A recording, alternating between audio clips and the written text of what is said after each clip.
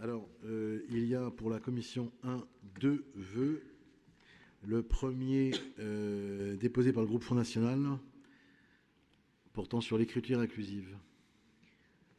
Je vous laisse le présenter, Madame Genevray, et après, donc 2 minutes par groupe pour les vœux. Merci Madame la Présidente, mes chers collègues. Alors que le gouvernement s'est érigé contre l'utilisation de l'écriture dite inclusive dans les textes administratifs et officiels, que l'Académie française la considère comme une aberration et un péril mortel pour la transmission de notre langue, nous constatons avec étonnement que le Césaire utilise l'écriture inclusive dans certaines de ses publications.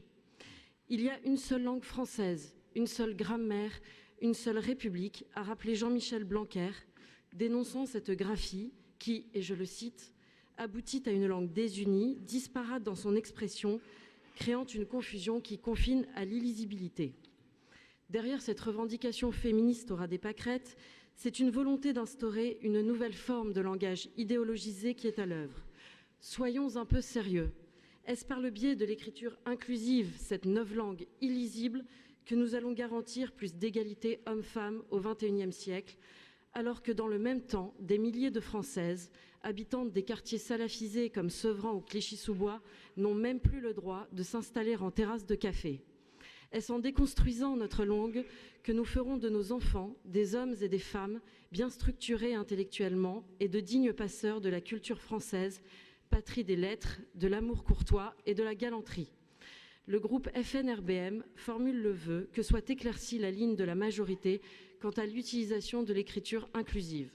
Nous demandons que la région des Pays de la Loire s'engage de façon claire à exclure cette pratique dans les textes du Césaire et tous les autres textes officiels. Madame la Présidente, mes chers collègues, je vous remercie pour votre attention.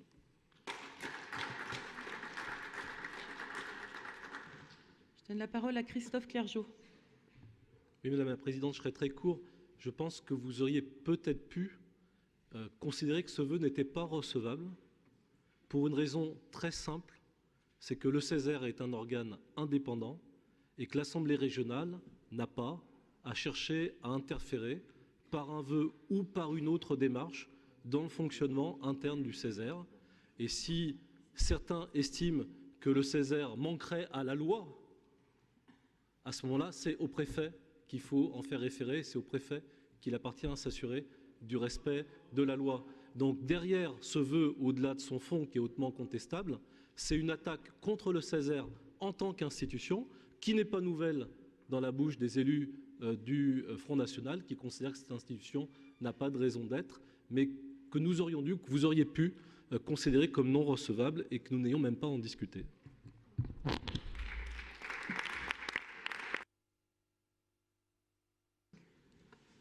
Je suis entièrement d'accord avec vous, Monsieur Clergeau. Le Césaire étant une assemblée indépendante, pardon ?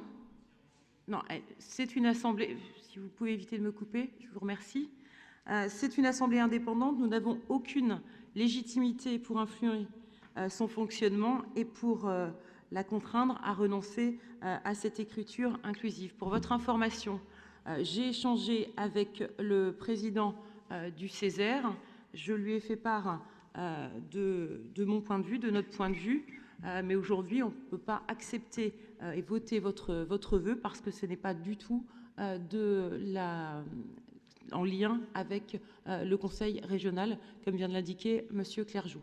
Donc, nous ne pouvons voter ce vœu. Donc, on va passer au vote. Qui est pour ce vœu? Qui est... Pardon? Vous étiez pas inscrite. Non, mais c'était au moment où moi j'évoque le... Quand j'ai pris la parole, vous n'étiez pas inscrite.